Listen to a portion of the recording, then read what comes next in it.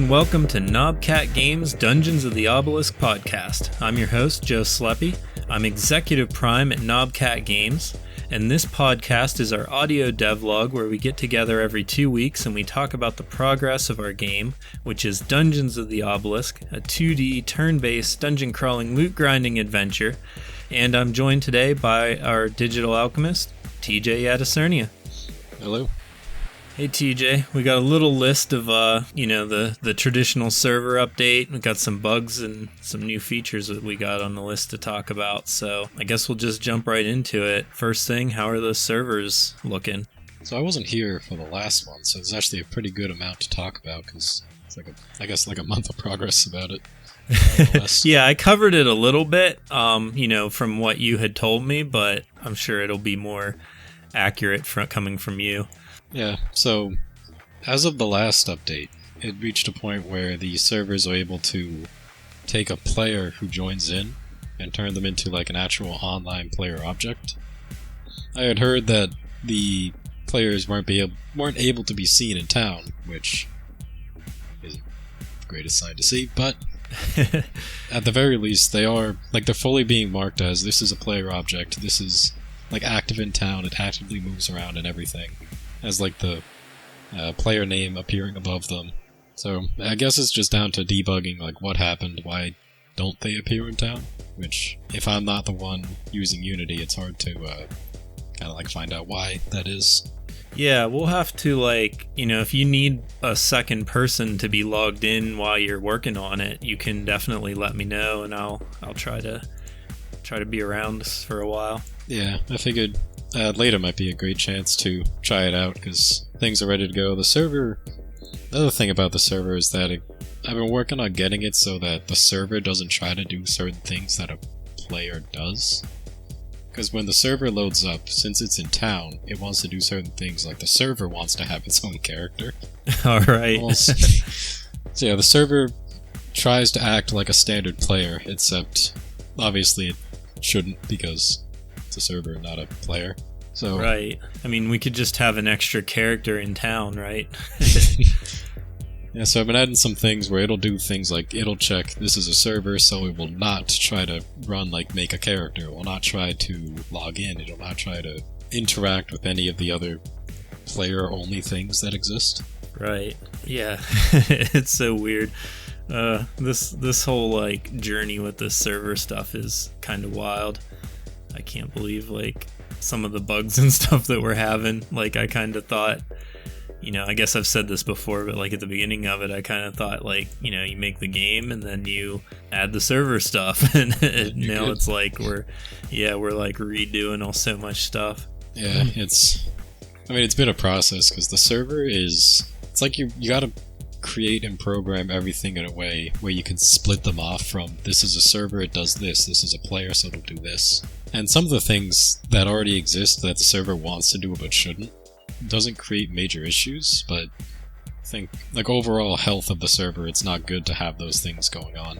Right, you're just kind of running extra stuff for no reason. Yeah, not healthy in the long run. Yeah, the one thing I was going to ask about, we have our character name and our level above our head now, when you log in. Yep. I'm wondering if we should have level and then Paragon, or it's level until you hit 10, and then when you have Paragon, then it shows 10 dash or something. I'm not sure. Yeah, when I was adding it in, I was thinking it probably makes sense to have Paragon, but does it make sense to show it when you're not at max level? Right, yeah. If you are at max level and then you increase it, should it show level and Paragon where you're getting back to let's say 20 is the new maximum? Yeah, or maybe we could have a little symbol or something, a little Paragon symbol that you just have a normal number, and then when you hit Paragon it switches over to a star in your level or something like that. Kind of shows that you're max level and you're going through the Paragon levels. Yeah, and then in the future when we add new regular levels and you get to 11 and up, then maybe it'll have to show both then. Yeah, for now it would make sense to just be I guess maybe 10 and then your little Paragon would probably be the best, because that way it's kind of future-proofed a little bit. Yeah, because I do like the idea of it showing your Paragon level. Because, like, if you're in town and you see a dude that's at, like, 350 on Paragon, you know? He's been grinding it out. Right. What am I at? 143. I still got the cheat character going, so I'm at, like, Paragon 2 or something, but my stats are at 99,000. Oh, this wasn't on the list to talk about, but I just noticed it, and I realized that I forgot to, like, put it on our list. But when I'm in town, I have an extra companion. It, like, loads in wherever you're standing, and then it just stands there. So you have one that follows you, and then one that stands in town. Oh, yeah. I kind of marked that down a little bit, in a way, because it seems that when you load into town, you're not connected to the server yet, so it creates your original character. And then after that, it connects you to the server, and then creates the server version of yourself. Okay. And when that ends up happening, the old one, there's like some bits of it don't seem to get removed, and the companion seems to be the big one that lingers. Yeah, I don't see any like body parts or anything just laying around. It seems like it's just Mr. Donut. The omnipotent frog just doesn't go away. Yeah, I mean, you can just hang out in town, I guess. The other thing is the frog that is following me isn't like it's just attached to me and scooting around. It's like not animating and like following me like it used to, where it lagged a little bit. Oh, yeah. That must be part of the same thing, because I guess like when the new one gets created, the game doesn't know that that is your like actual pet that should follow you. Right. It reminds me that frog was given some trouble with trying to upgrade it. yeah, we didn't I didn't put that on the list either, but yeah, that was a big one where it was like I noticed that I was maxed out on upgrades, but my frog wasn't like the level that he should be. Yeah, I'm surprised that kind of got by for so long, because kind of upgrade those things consistently, and then not even notice that one section of the upgrades for it just cannot happen fully.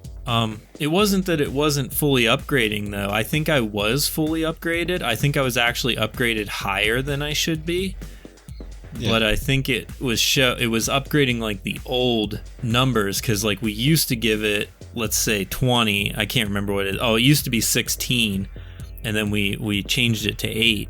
So each upgrade I think was still giving you the double the value that it should have been, but then it maxed out at 8, and then you couldn't increase your level, because like your level's supposed to be maxed at 30, but because you were getting double the points for your upgrades, you only upgraded half the times to get to the max, I guess. Mm-hmm. Yeah. Which for the player would be helpful. Yeah, it definitely gets them cheaper upgrades. But can't be breaking the economy of the game quite yet, if at all. Yeah, and Mr. Donut, I think, is actually like really powerful.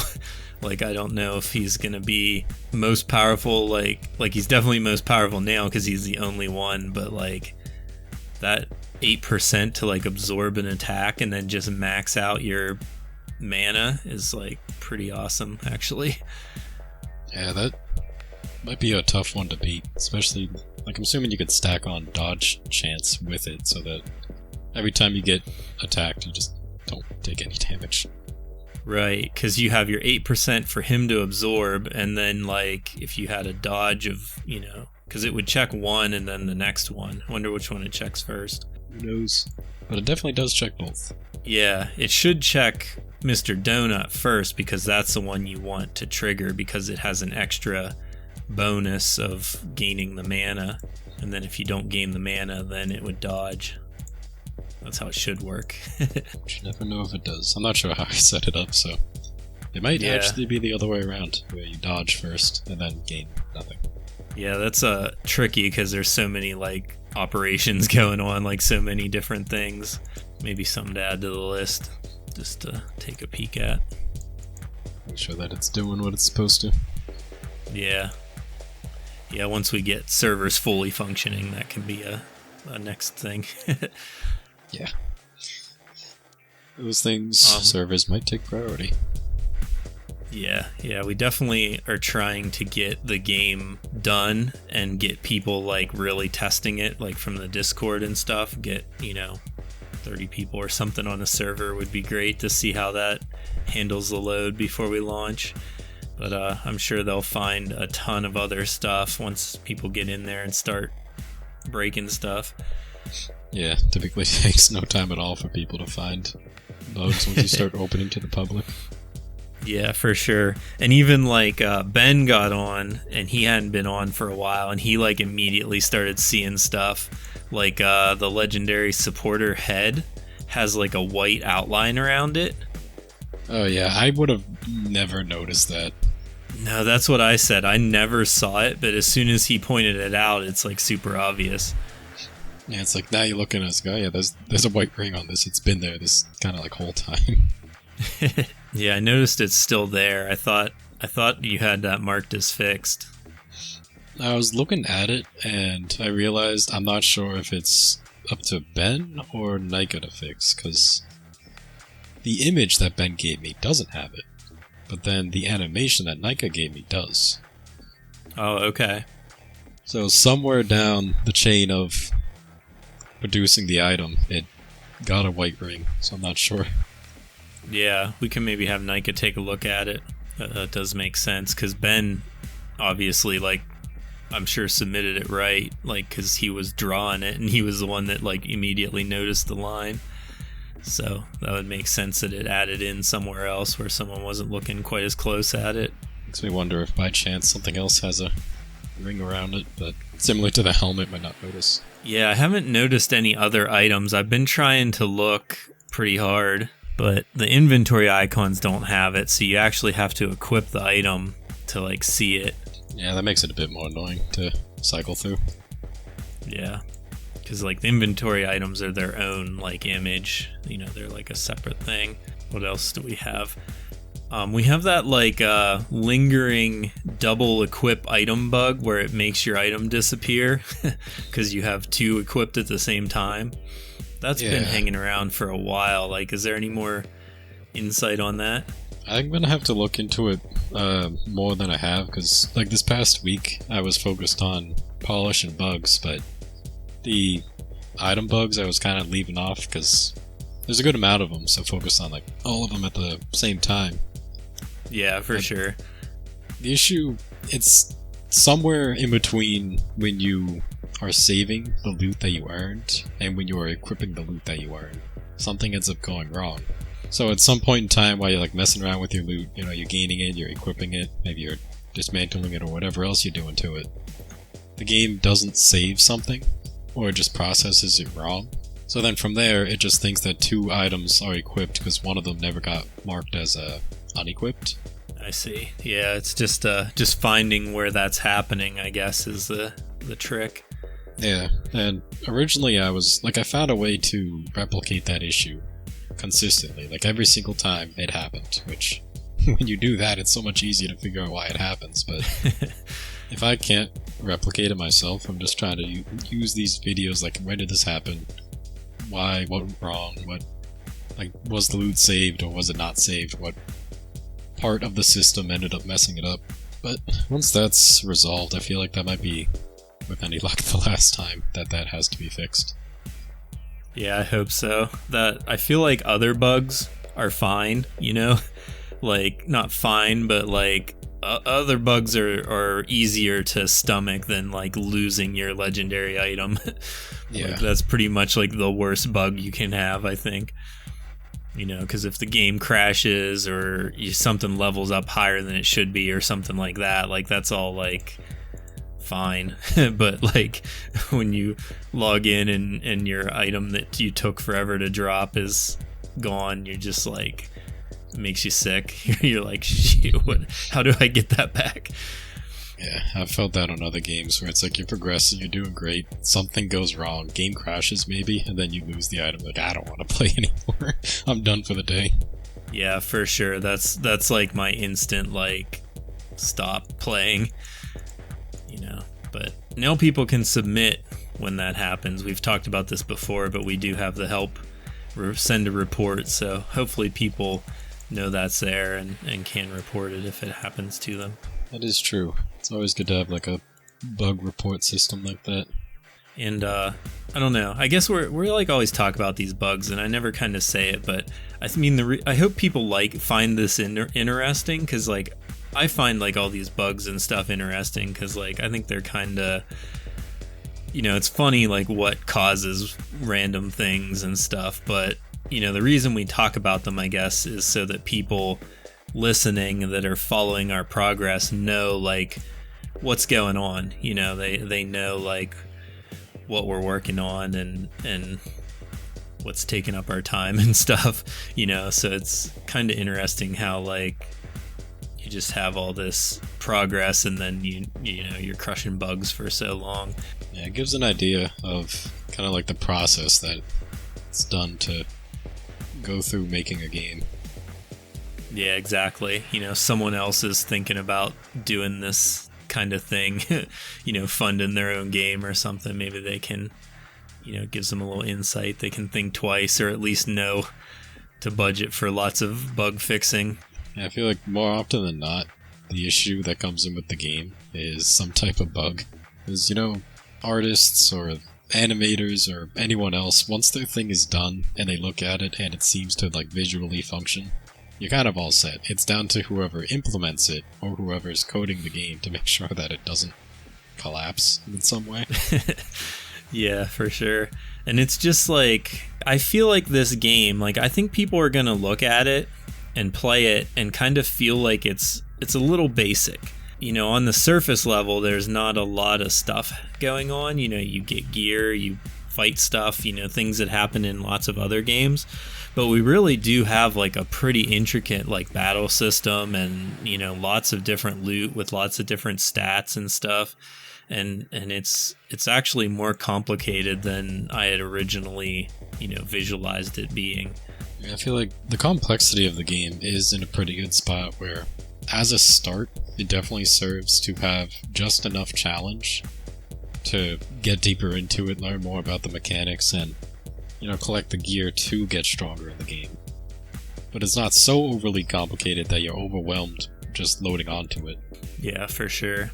Definitely been games like that in the past, which I feel like tends to happen more on a mobile game, where you'll load on and it'll just be like 100 different things. Your screen's just covered in all kinds of stuff. There's like little, I guess, exclamation points telling you to click on this, click on that. There's an event going on. Yeah, and it's just popping up like crazy and telling you to like do this, buy this. Like they always say they give you gems. The first one's free and all that stuff. That bugs me to no end. Like I can't play games like that. I don't like all that exposition. I think when people get in our game, maybe there's not enough exposition, but I think I'm erring on the side of not having too much. The more games I play, the more I don't like a tutorial. Yeah, I know a lot of people just auto skip tutorials. I like to have a tutorial when it's necessary, but I don't want it to drag on like for a half an hour. Like if your game's so complicated that I have to like read for a half an hour on how to play it, like I just can't do it. Yeah, that's a bit much. Like I want to dive in, and if I make some mistakes or something, don't punish me for those mistakes. Just let me learn how to play. Or every now and again where, let's say you level up, you unlock something, it's like, oh yeah, here's a new tutorial for the new mechanic that you're going to have to learn. Yeah, I think with our game, everything's like stuff you've seen in other games, so it's not like you don't need the specific tutorial for everything. Just more stuff to fight and get more loot. And having that quick little message that appears that you can read when something important does happen, like, teaching the player an auto mode exists, or telling them that they unlock the breach. Yeah, your bag is full. Those things are just simple enough where you can kind of like look at it, take it in, and then you're kind of just good. You don't need anything more complex than that. The worst tutorials is when there's two people and they're talking to each other to tell you about it. So one's like, oh, what's happening with my bag? I can't fit any more items. Oh, then the other one's like, oh, that's because your bag is full. and they just go on forever. Oh, so you're saying my bag is full. I have too many items. Well, what do I do about that? Third wheeling a tutorial. Yeah, I've seen it so many times. It's so rough. But yeah, anyways, back to our little bug list. I'm calling this one 2 turtles, 1 bug, which was I was in the swamp in the breach, and 2 turtles spotted me at the same time, which was an old bug we used to have. And then I haven't seen it in a long time, and then all of a sudden it happened again. So I was curious about that one. Yeah, in the most simplest way to fix it, all I do is just I move the enemies away from each other. Yeah. The issue just stems from the fact that if 2 enemies find you at the same time, it kind of breaks, because it wants to put you in 2 different things of combat, which wouldn't be a bad idea. I don't think it'd be bad if we had a thing where you fight the enemies, and then if a second one did detect you before you entered combat, a second wave comes in to fight. Oh, yeah. But I think that's the type of thing for later, so I stick with the simple solution of just push them away from each other. Spread them out. Yeah, and they all have... There's like so many different random spots where they can spawn, so it's sort of hard to, test and find the spots where they happen to be close together, I guess. Yeah, I try my best to look through, especially when I originally made the maps, make sure that all the enemies aren't close enough.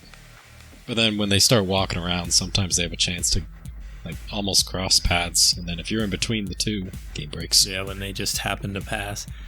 I did find out, I think if you hit escape when that happens, because your game will freeze, because I think one battle instance finishes before the other one, and then it freezes, but I hit escape and it seemed like it took me back out of it, and then I was able to continue, so maybe that'll be a thing. It surprises me that you could even fix it. I figured that when that bug happens, your run is just done and you have to quit or something. Yeah, I think in the video I was able to come out of it though, right? Yeah. I'm pretty sure I remember, yeah. Yeah, this other bug that we have listed, it's got me stumped a little bit, but so the issue has to do with alt-tabbing, using that to cycle through your various tabs that you have open. And I haven't been able to get that to break anything. But I also only have 1 monitor, and I'm also on a laptop, so maybe it's just the fact that I'm on what I use can't allow the bug to happen. Oh yeah, because I play with the games in one screen windowed, and then I'm recording it or streaming or something like that, and on the other monitor, and then I'll have music open and a bunch of stuff, and I'll click through those things as I'm streaming or playing.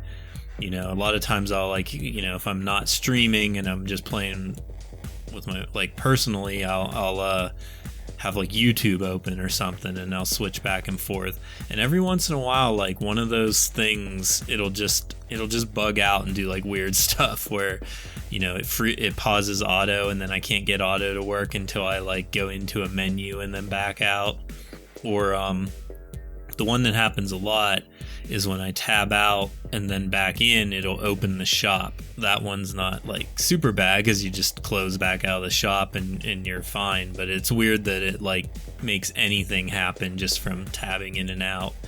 And then I guess the standard problem of it doesn't happen all the time. So yeah, I tried looking into it a bit. What's supposed to happen is when you alt tab, it kind of disables that screen. Whatever you were interacting with no longer takes in any input or anything. So it's possible that it still is, which is why the shop might open. Although I'm not sure if we have a button specifically for the shop, but it seems like it's a similar kind of issue where it's just although you're not actively in the game, clicking on something interacts with the game. Right. Yeah, as far as I know, none of the menu items other than inventory opens anything. Oh, escape opens your settings, I guess, but other than those 2, nothing that I remember opens the shop. I feel like I'm gonna have to try that with some playtesting on Steam, because on Unity it just might not be able to happen. Right. Ooh, experience potions are on sale in the shop today. So. gonna grab those. Oh, speaking of that, when are the sunglasses on sale? Because I swear I log in every day and I've not seen my sunglasses on sale in the shop in like a month. I'm about to find out that they are never on sale. They're that cool. They never go on sale. Yeah, I even like, I don't know if you noticed, but I used the mailbox to give myself a pair. And when you give yourself, whenever you get items from the mailbox, they're actually not showing up in the wardrobe yet. So I still am not able to use them. The attempt was there. So yeah, that's another bug that I added to the list that, because gaining an item, no matter what, should add it to the wardrobe. Let's see. I don't have Unity open, so I can't find it, because I'm looking at it just through the code alone, but it's not set up in a way that would allow me to find out. That's funny. I've just been trying to get them for so long and haven't been able to. And I swear I've logged in every night of the week. So either that or I'm just missing one night by chance, and that's the sunglasses night. It's either by chance or just isn't there at all. I'm thinking there's a good chance they're not in the shop now, but it might just be me. It is cool that the mailbox is functioning now, and you can't, like, I kind of miss getting stuff every time I logged in, but also that was broken, so having our messages, appear one time and then go away is kind of nice. Yeah, an actual functioning mailbox is probably for the best in the long term. Yeah. Especially if there's a good item or something with crystals in it, you can just keep exiting, come back, exit. Just keep grabbing it over and over. People would do that for days until we fixed it. It actually made me notice another bug where if you log on, get the daily reward, and then you don't log off, you just close application, you can go back on and get the daily reward again. So if you wanted to, you could just keep cycling that over and over and over and just keep getting the item. Yeah, I've also noticed a couple bugs again with like energy and astrolabes, because I hadn't played in like a while, at least since yesterday, and I logged in and my energy wasn't full. So I think there's something going on with that too. Yeah, I think it's partly connected to the save file and like when do things get saved. Because I originally set things up to save lightly, like as little as possible, the game will save as much as possible. But over time, slowly just kind of pull away from that and start saving things more consistently, because that starts to lead to issues. Like it might have been a case where you logged in, you gained your energy, but maybe you closed out of the game incorrectly or some other thing happened. So it never got saved. Yeah. But it did save the fact that you did log in. So then the next time you get on, it thinks that since you're already logged in, there is no more energy to give you. So it gives you nothing. Yeah, that would be a bummer too if you like were waiting all day to save up your energy and you log in the evening and there's no energy. You're still at zero. It might be because sometimes I do log in and just kind of look at stuff and then like look at something real quick and then log out or close the game. Yeah. So maybe that is what's causing it. Figured I would just toss something in where when you log in, it saves right then and there. You logged in, you have this much energy or gold or whatever else, whatever resources. That way it doesn't do a thing where you log in, it shows that you gained it, but then you actually lose it a few minutes later. Right on. Well, we're getting over our 30-minute recording time, so I think that's everything on the list that we wanted to cover. That was all of our bugs and the server update and everything, so hopefully the listener found this interesting. If you've listened this far into the podcast, if you made it to the end, we really appreciate your interest in our game. Don't forget to go to knobcat.com, find the link to our Discord, come in there and talk to us if you want, ask us any questions that you have. We also have our social media on Twitter and Instagram, which are both at Dungeons Obelisk. And the one that I keep forgetting to say at the end of the podcast is I also have my Twitch, which is twitch.tv/StarRambler. And you should be able to find links to that in the website as well. And I post in the Discord whenever I go live, which is, once or twice every 2 weeks, just to do some play testing, usually on a Friday night or something. So, follow us all there. Come join me in my stream. And I think that's everything. And we'll see you in 2 weeks. Bye. See ya.